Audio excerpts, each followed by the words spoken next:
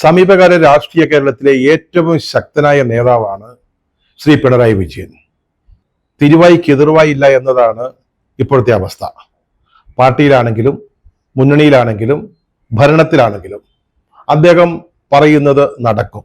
പിണറായി പറയുന്നതേ നടക്കാവൂ, അതാണ് സ്ഥിതി. മാധ്യമപ്രവർത്തകരോട് കടക്കൂ പുറത്ത് എന്ന് പറയും, അപ്പോൾ പുറത്തു പോയിക്കൊള്ളണം. അതുപോലെ തന്നെ ഏതെങ്കിലും ഒരു പൊതുചടങ്ങിൽ കൊമ്പേറിയാൻ വരുന്ന പെൺകുട്ടിയെ വരെ വിരട്ടും. പാർട്ടി തയ്യാറാക്കുന്ന തിരുവാതിര സംഘഗാനത്തിലും തിരുവനന്തപുരത്ത് സെക്രട്ടേറിയറ്റിലെ ജീവനക്കാർ പാടുന്ന സമൂഹ ഗാനത്തിലും ദ ലെജൻഡ് എന്ന പേരിൽ തന്നെ പ്രകീർത്തിക്കുന്ന ഡോക്യുമെന്ററിയിലും അഭിരമിക്കുന്ന ആളാണ്. പാർട്ടിയിലോ മുന്നണിയിലോ സർക്കാരിലോ അദ്ദേഹത്തിന് നേരെ ഒരു വിരൽ പോലും ഉയരുകയില്ല, ഒരു അണിവിരൽ പോലും ഉയരുകയില്ല. തന്റെ നവോത്ഥാന കേരള യാത്രയിലും മറ്റും കരിങ്കുടി കാട്ടുന്നവരെ പോലീസിനെ വിട്ട് തല്ലിച്ചതച്ചിട്ട് അത് രക്ഷാപ്രവർത്തനം ആണെന്ന് പറയും. സ്വരക്ഷയ്ക്കും കുടുംബത്തിന്റെ രക്ഷയ്ക്കും വേണ്ടി കേന്ദ്രത്തിലെ ഭരണകക്ഷിയുമായിട്ട് BJPയുമായിട്ട് RSSുമായിട്ട് സംഘപരിവാറുമായിട്ട് യാതൊരു ദാക്ഷിണ്യവും കൂടാതെ ധാരണകൾ ഉണ്ടാക്കും. പാർട്ടിയുടെ പ്രഖ്യാപിത നയങ്ങൾക്കെതിരായ PM-ശ്രീ പദ്ധതി സംബന്ധിച്ച് കേന്ദ്ര ഗവൺമെന്റുമായിട്ട് വേണമെങ്കിൽ കരാർ ഒപ്പുവയ്ക്കും. തിരഞ്ഞെടുപ്പാവുമ്പോൾ അപ്പോഴത്തെ രാഷ്ട്രീയ കാലാവസ്ഥാ വ്യതിയാനം അനുസരിച്ച് വേണ്ടി വന്നാൽ മൃദുഹിന്ദുത്വം അല്ലെങ്കിൽ ന്യൂനപക്ഷ പ്രേമം, ഏതു നയവും പാർട്ടിയോട് ആലോചിക്കാതെ, മുന്നണിയിൽ പറയാതെ, മറ്റാരോടും സംസാരിക്കാതെ സ്വയമേ നടപ്പാക്കും. അതനുസരിച്ച് നിന്നോണം മറ്റ് പാർട്ടികൾ അല്ലെങ്കിൽ പാർട്ടിയിലെ മറ്റ് നേതാക്കൾ അല്ലെങ്കിൽ ഭരണകൂടം. അങ്ങനെ പാർട്ടിയിലും മുന്നണിയിലും സർക്കാരിലും ഏക ഛത്രാധിപതിയായി വാണിരുന്ന ശ്രീ പിണറായി വിജയന്റെ ഇന്നത്തെ അവസ്ഥ കണ്ടാൽ അത്ഭുതം തോന്നും, സങ്കടം തോന്നാറായിട്ടില്ല, അത്രയേ ഉള്ളൂ. മുഖ്യമന്ത്രി പിണറായി വിജയന്റെ ഏകാധിപത്യ പ്രവണതകൾ താൻ തീരുമാനിക്കുന്നത് നടപ്പാക്കുമെന്ന ചിന്ത അല്ലെങ്കിൽ വൺമാൻ ഷോ, അത് തിരുത്തുവാൻ അവരുടെ പാർട്ടി തയ്യാറാവുന്നില്ലെങ്കിൽ അടുത്ത നിയമസഭാ തെരഞ്ഞെടുപ്പിൽ അദ്ദേഹത്തെ ഒഴിവാക്കി നിർത്തണം എന്ന ആവശ്യം ഇന്ന് കേരളത്തില് ഉയർന്നിരിക്കുക. എന്താ, കേട്ടിട്ട് സംശയം തോന്നുന്നുണ്ടോ? ഒരു 2 ആഴ്ച മുമ്പ് വരെ നമുക്ക് ഇമാജിൻ ചെയ്യാൻ പറ്റുന്ന ഒരു അവസ്ഥയായിരുന്നോ ഇത്? പക്ഷെ അങ്ങനെ ഞെട്ടണ്ട കേട്ടോ, സംഗതി ശരിയാ. ഇടതുപക്ഷ മുന്നണിയിലെ രണ്ടാമത്തെ വലിയ കക്ഷി CPI അവരുടെ സംസ്ഥാന കൗൺസിൽ ഈ ആവശ്യം മുന്നോട്ട് വെച്ചിരിക്കുക. ഒന്നുകിൽ തിരുത്തുക, അല്ലെങ്കിൽ അടുത്ത തെരഞ്ഞെടുപ്പിൽ ഈ മുന്നണിക്ക് നേതൃത്വം കൊടുക്കാൻ വരാതെ മാറി നിൽക്കുക, അല്ലെങ്കിൽ ആ പാർട്ടി CPM അദ്ദേഹത്തെ മാറ്റി നിർത്തണം. CPIയുടെ ആവശ്യമാണ്. തദ്ദേശ തെരഞ്ഞെടുപ്പിലെ പരാജയത്തെ കുറിച്ച് പഠിക്കാൻ അല്ലെങ്കിൽ ചർച്ച ചെയ്യാൻ ചേർന്ന CPIയുടെ സംസ്ഥാന കൗൺസിലാണ് ഈ ആവശ്യം ഉന്നയിച്ചിരിക്കുന്നത്. CPI എന്ന് പറയുന്നത് എണ്ണത്തിലും വണ്ണത്തിലും പൊക്കത്തിലും CPM-നൊപ്പം നിൽക്കുന്ന ഒരു പാർട്ടിയല്ല. പക്ഷേ മുന്നണിയിലെ രണ്ടാമത്തെ പ്രധാനപ്പെട്ട കക്ഷിയാണ്. 1-ാം തരം കമ്മ്യൂണിസ്റ്റ് പാർട്ടി തന്നെയാണ്. CPM-ന് അവരെ പണ്ടേ പുച്ഛമാണെങ്കിലും കമ്മ്യൂണിസ്റ്റ് ആദർശങ്ങളിലോ നിലപാടുകളിലോ അല്പം വെള്ളമോ മായമോ ചേർക്കാൻ തയ്യാറാവാത്ത ഒരു പാർട്ടിയായിട്ടാണ് CPIയെ പരിഗണിക്കുന്നത്. CPM അവരെ വലതന്മാരെന്നേ വിളിക്കൂ. പാർട്ടി പടർന്ന സമയം മുതൽ ഇതുവരെ അങ്ങനെയാണ് ആ പാർട്ടിയെ അവർ അഭിസംബോധന ചെയ്തത്. EM ശങ്കരൻ നമ്പൂതിരിപ്പാടിന്റെ കാലത്ത് തുടങ്ങി വെച്ച ഒരു പ്രവണതയാണ്. അങ്ങനെ കോൺഗ്രസ്സുകാർ പോലും CPI ആക്ഷേപിച്ചിട്ടില്ല. കിട്ടിയ അവസരങ്ങളൊക്കെ CPI ചേർത്ത് വിളിച്ചത് കോൺഗ്രസ് ആയിരുന്നു. CPIയുടെ ചരിത്രത്തിൽ അവർക്ക് ബഹുമാനം കിട്ടിയിട്ടുള്ളത് കോൺഗ്രസുമായി ചേർന്ന് മുന്നണിയായിട്ട് നിൽക്കുമ്പോൾ മാത്രമാണ്. അതവർക്കറിയാം. പക്ഷെ ഭട്ടിണ്ട കോൺഗ്രസില് അവർക്ക് അങ്ങ് ഇടതുപക്ഷമാകണമെന്ന് പൂതി അങ്ങ് വല്ലാതെ കൂടിപ്പോയി. അങ്ങനെയാണ് CPM-ന്റെ കാൽച്ചുവട്ടിലേക്ക് CPI എത്തുന്നത്. CPM-ന്റെ വലിയേട്ടൻ മനോഭാവം, അവിടെ ഒരു സുപ്പീരിറ്റി കോംപ്ലക്സ്, ഞങ്ങളാണ് വലിയ പാർട്ടി, ഞങ്ങളാണ് ശരിയായ കമ്മ്യൂണിസ്റ്റ് പാർട്ടി എന്ന ഭാവം, അതൊക്കെ പലപ്പോഴും സമ്മതിച്ചു കൊടുക്കുന്ന ഒരു പാർട്ടിയാണ് CPI. അക്കാര്യത്തിൽ വലിയ സംശയമൊന്നുമില്ല. പക്ഷെ ചിലപ്പോഴുണ്ടല്ലോ തിരിഞ്ഞു നിൽക്കും. അത് വേറെ ഗതിയില്ലാതെ വരുമ്പോഴാണ്, മറ്റൊന്ന് ചെയ്യാൻ പറ്റാത്തൊരവസ്ഥ വരുമ്പോഴാണ് ഈ തിരിഞ്ഞു നിൽക്കുന്നത്. നമ്മൾ ഇന്നലത്തെ എപ്പിസോഡിൽ പറഞ്ഞ പോലെ തോമസ് ചാണ്ടിയെ ഒഴിവാക്കുന്ന കാര്യം വരുമ്പോൾ, അല്ലെങ്കിൽ PM-ശ്രീ പദ്ധതിയുടെ കരാറിൽ ഒപ്പുവെച്ച വിഷയം വരുമ്പോൾ, അങ്ങനെയുള്ള വളരെ അപൂർവമായ സന്ദർഭങ്ങളിൽ 5 വർഷത്തിലൊരിക്കലോ 4 വർഷത്തിലൊരിക്കലോ അങ്ങനെയാണ് CPI ചിലപ്പോൾ ഒന്ന് തിരിഞ്ഞു നിൽക്കുന്നത്, ഒന്ന് മറുത്തു പറയുന്നത്. അളമുട്ടിയാൽ ചേരയും കടിക്കുമെന്ന് പറയാറില്ലേ? അതുപോലൊരു രാഷ്ട്രീയ കാലാവസ്ഥയാണ് ഇപ്പോൾ CPIയിൽ ഉള്ളത്. പിണറായി വിജയന്റെ നേതൃത്വത്തിൽ ഇന്നത്തെ പോലെ ഈ മുന്നണി അടുത്ത നിയമസഭാ തെരഞ്ഞെടുപ്പിലേക്ക് പോവുകയാണെങ്കിൽ, പിണറായി വിജയൻ തിരുത്തുന്നില്ലെങ്കിൽ, CPM തിരുത്തുന്നില്ലെങ്കിൽ, നിയമസഭാ തെരഞ്ഞെടുപ്പിൽ കാത്തിരിക്കുന്നത് പരാജയമാണ് എന്നവർ നന്നായി മനസ്സിലാക്കിയിരിക്കുന്നു. 3-ാം ഭരണം കിട്ടണമെന്ന് അവർക്കും ആഗ്രഹമുണ്ട്. പക്ഷെ ഇതാണ് അവസ്ഥയെങ്കിൽ പ്രതിപക്ഷത്തിരിക്കേണ്ടി വരുമെന്ന് നല്ല ബോധ്യത്തിലാണ് ഇപ്പോൾ CPI. അവരതേക്കുറിച്ച് നന്നായിട്ട് പഠിച്ചിട്ടുണ്ട്. മൂന്നാം ഭരണം അവരും ആഗ്രഹിക്കുന്നു. കാരണം ഈ ഭരണത്തിന്റെ സൗകര്യങ്ങൾ, സുഖം, അതിന്റെ സന്തോഷം, അത് തരുന്ന ജീവിത സൗകര്യങ്ങൾ, ഇതൊക്കെ 10 വർഷം തുടർച്ചയായിട്ട് അനുഭവിച്ച് CPI അതിലങ്ങ് മതിമറന്നിരിക്കുകയാണ്. അതുകൊണ്ട് അവർക്കും വീണ്ടും ഭരണം കിട്ടണമെന്നുണ്ട്. അതിനെന്താ ചെയ്യേണ്ടത്? അവർ നോക്കുമ്പോൾ ഈ രീതിയിൽ പോവുകയാണെങ്കിൽ, പിണറായി വിജയൻ തിരുത്താതെ അദ്ദേഹത്തിന്റെ നേതൃത്വത്തിൽ ഇടതുപക്ഷ മുന്നണി തെരഞ്ഞെടുപ്പിൽ പോവുകയാണെങ്കിൽ അതൊന്നും നടക്കാൻ പോകുന്നില്ല എന്ന് CPI മനസ്സിലാക്കുന്നു. അതുകൊണ്ടാണ് അവരെ ഇതുപോലൊരു കടുത്ത ആവശ്യം, പറഞ്ഞല്ലോ, CPIയുടെ ചരിത്രത്തിലോ അല്ലെങ്കിൽ ഇടതുമുന്നണിയുടെ ചരിത്രത്തിലോ ഇതുപോലൊരു ആവശ്യം ആരും ഇതുവരെ ഉന്നയിച്ചിട്ടുണ്ടാവില്ല. മുന്നണിയെ നയിക്കുന്ന പാർട്ടിയുടെ നേതാവ് മാറണമെന്ന് ആ പാർട്ടി ആവശ്യപ്പെടാതെ മറ്റൊരു ഘടകകക്ഷി, രണ്ടാമത്തെ വലിയ ഘടകകക്ഷി ആവശ്യപ്പെടുന്ന ഒരു രാഷ്ട്രീയ അവസ്ഥ. ഇത് പെട്ടെന്ന് CPI എടുത്തൊരു നിലപാടല്ല, പടിപടിയായിട്ട് ഈ ഒരു ആവശ്യത്തിലേക്ക് വന്നതാണ്. കഴിഞ്ഞ ദിവസങ്ങളിലൊക്കെ ആ പാർട്ടിയുടെ സംസ്ഥാന സെക്രട്ടേറിയറ്റും എക്സിക്യൂട്ടീവും ഒക്കെ യോഗം ചേർന്നിരുന്നു.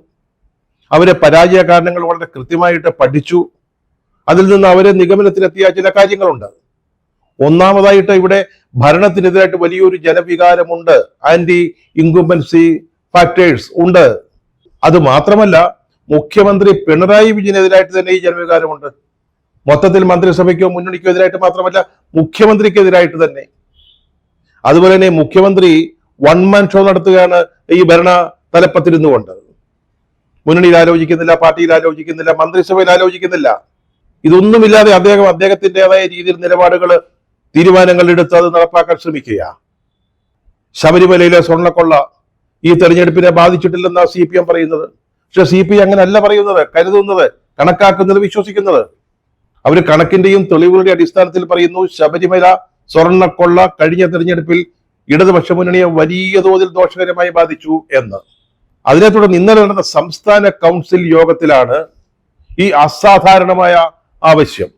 തിരുത്തുന്നില്ലെങ്കിൽ പിണറായി വിജയൻ ഇടതുപക്ഷ മുന്നണിയുടെ നേതൃസ്ഥാനത്ത് നിന്ന് മാറണം, പുതിയൊരു നേതാവിന്റെ കീഴിൽ വേണം അടുത്ത തെരഞ്ഞെടുപ്പിനെ നേരിടേണ്ടത്.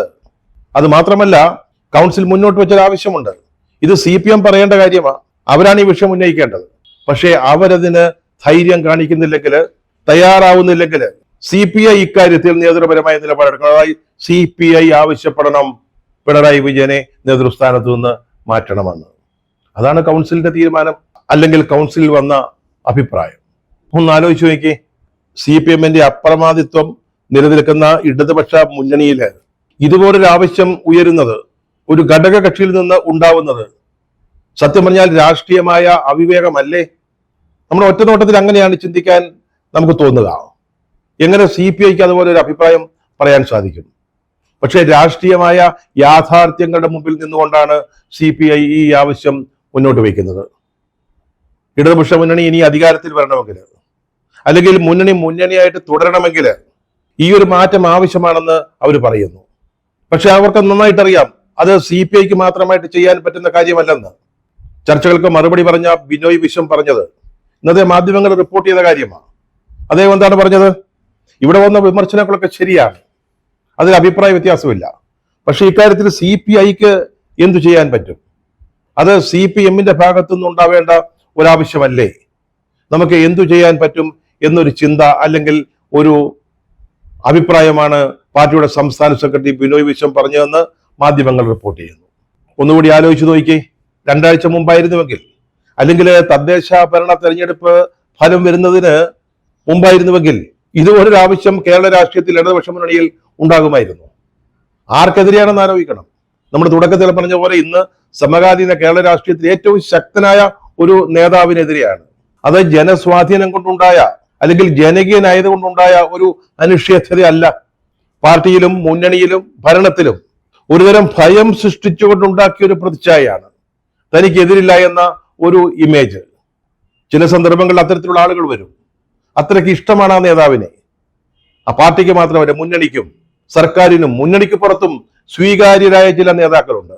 അവർ അനിശ്ചയത്തിലായിരിക്കും. പക്ഷെ ഇവിടെ അങ്ങനല്ല. ഭയമാണ് ഇതിന് കാരണം. പിണറായിയോടുള്ള ഭയം, പേടി. CPMന് ഭയമാണ്. CPMൽ ഒരു ചെറുവിരൽ പോലും അനങ്ങുകയില്ല അദ്ദേഹത്തിനെതിരായിട്ട്. ആ ഒരു സാഹചര്യത്തിൽ CPI എന്ന് പറയുന്ന ചെറിയ കക്ഷി ഇതുപോലൊരാവശ്യം മുന്നോട്ട് വയ്ക്കണമെങ്കിൽ അതിനവരെ പ്രേരിപ്പിച്ച ചേതോ വികാരം എന്തായിരിക്കുമെന്ന് നമ്മൾ ആലോചിക്കേണ്ടതുണ്ട്. കാരണം പിണറായി വിജയന്റെ കീഴില് ഇടതുപക്ഷ ജനാധിപത്യ മുന്നണി അത്രയ്ക്ക് അധപ്പതിച്ചിരിക്കുന്നു, ജീർണിച്ചിരിക്കുന്നു. അവർക്ക് അടുത്ത തെരഞ്ഞെടുപ്പിൽ വിജയിക്കാമെന്ന സാഹചര്യം ഇല്ലാതായിരിക്കുന്നു. CPI കാണുന്ന ഏക പ്രതിവിധി നേതൃമാറ്റമാണ്. അടുത്ത തെരഞ്ഞെടുപ്പിൽ ഇടതുപക്ഷ മുന്നണിയെ നയിക്കേണ്ടത് പിണറായി വിജയൻ അല്ല. ഒന്നുകിൽ അദ്ദേഹം സമൂലം തിരുത്തണം, അല്ലെങ്കിൽ പിണറായി വിജയൻ മാറിയിട്ട് മറ്റൊരു നേതാവ് ഈ മുന്നണിയെ നയിക്കാൻ വേണ്ടി മുന്നോട്ട് വരണം, അല്ലെങ്കിൽ CPM മുന്നോട്ട് കൊണ്ടുവന്ന് നിർത്തണം. സത്യം പറഞ്ഞാൽ CPI ഇതങ്ങ് തുറന്നു പറഞ്ഞതേ ഉള്ളൂ. CPM-ന് ഇതൊക്കെ അറിയാവുന്ന കാര്യമാണ്. പിണറായി വിജയനും അദ്ദേഹത്തിന്റെ പിണിയാളുകൾക്കും ഒഴികെ മറ്റെല്ലാവർക്കും അറിയാം. കഴിഞ്ഞ ദിവസം സമാപിച്ച സംസ്ഥാന കമ്മിറ്റിയിൽ ചർച്ചയിൽ പങ്കെടുത്തവർക്കും മിണ്ടാതിരുന്നവർക്കും ഒക്കെ മനസ്സിലാവുന്ന കാര്യമാണ്. എന്തുകൊണ്ടാണ് ഈ തെരഞ്ഞെടുപ്പിൽ പരാജയപ്പെട്ടതെന്ന കാര്യം അവരത് മനസ്സിലാക്കുന്നുണ്ട്. പക്ഷെ അത് തുറന്നു പറയാൻ സ്റ്റേറ്റ് കമ്മിറ്റിയിലോ സെക്രട്ടറിയുടെ അഭിപ്രായമായിട്ടെങ്കിലും പറയാനുള്ള ധൈര്യം ഇന്ന് ആ പാർട്ടിയിൽ ആർക്കുമില്ല. അവര് അത്തരത്തിൽ ഭയത്തിന്റെ നിഴലിലാണ്. ഭയപ്പെടുത്തിയാണ് ഇന്ന് CPM-ന്റെ ഇപ്പോഴത്തെ നേതൃത്വം പിണറായി വിജയൻ അടക്കമുള്ള ആ പാർട്ടിയെ നിർത്തിയിരിക്കുന്നത്. ഒരു തെരഞ്ഞെടുപ്പ് പരാജയത്തെ കുറിച്ച് ചർച്ച ചെയ്യുമ്പോൾ സത്യസന്ധമായ അഭിപ്രായങ്ങൾ പോലും പറയാൻ പറ്റാത്ത ഒരു സാഹചര്യ അവസ്ഥയുമാണ് CPM-ല്. പിന്നെ എങ്ങനെ ഇതുപോലുള്ള ആവശ്യങ്ങൾ മുന്നോട്ട് വയ്ക്കും? അല്ലെങ്കിൽ ഒരു അഭിപ്രായമായിട്ടെങ്കിലും നമുക്കൊരു പുതിയ നേതൃത്വത്തെ ഒന്ന് പരീക്ഷിച്ചുകൂടെ?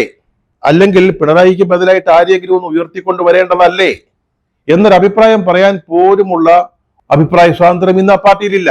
അതാണ് അവസ്ഥ. ഇപ്പൊ ഇവിടെ CPI എങ്ങനെ ഒരു അഭിപ്രായം പറഞ്ഞു. അതുകൊണ്ട് നമ്മുടെ പിണറായി വിജയൻ സ്വയം തിരുത്താനും പോകുന്നില്ല, അദ്ദേഹം നേതൃസ്ഥാനത്ത് നിന്ന് മാറി നിൽക്കാനും പോകുന്നില്ല. അത് CPIക്ക് അറിയാം, അവർ വളരെ വ്യക്തമായിട്ട് മനസ്സിലാക്കുന്നുണ്ട്. പക്ഷെ ഒരു കാര്യത്തിൽ അവർക്ക് സന്തോഷിക്കാൻ വകയുണ്ട്. കാരണം ഒരു സത്യം, CPM പറയാൻ മടിക്കുന്ന, ധൈര്യപ്പെടാത്ത ഒരു സത്യം കേരളത്തിലെ ജനങ്ങളുടെ മുമ്പിൽ അവതരിപ്പിക്കാൻ അവർക്ക് സാധിച്ചു എന്നത്. ബാക്കി കാര്യങ്ങൾ ഇവിടുത്തെ ജനങ്ങൾ നോക്കിക്കോളും. ഇതൊക്കെ നടക്കുന്നത് ശബരിമലയിലെ സ്വർണ്ണ കവർച്ച കേസിന്റെ അന്വേഷണം, പ്രത്യേക അന്വേഷണ സംഘം സെക്രട്ടേറിയറ്റിന്റെ ഗേറ്റിങ്കൽ വന്ന് നിൽക്കുമ്പോഴാണ് എന്നും കൂടെ നമ്മൾ ഓർമ്മിക്കേണ്ടതുണ്ട്.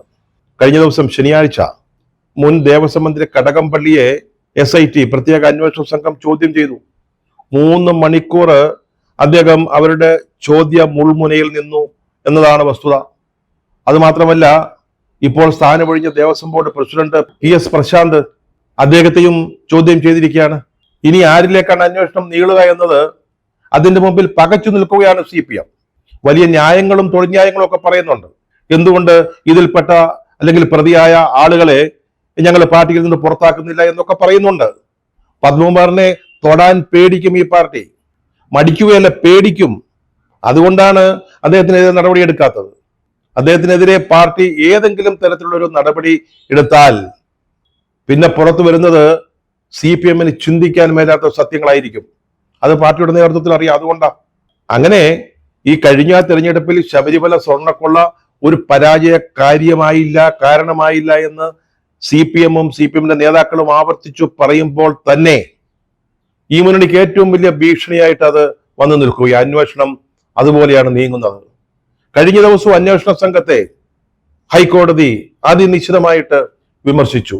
കാരണം കടകംപള്ളിയുടെ ചോദ്യം ചെയ്യൽ നീണ്ടത്, പ്രശാന്തിന്റെ ചോദ്യം ചെയ്യൽ വൈകിയത്, ഇതൊക്കെ എന്തുകൊണ്ടാണെന്ന് ഹൈക്കോടതിക്ക് അറിയാൻ നന്നായി മനസ്സിലാക്കിയിട്ടുണ്ട്.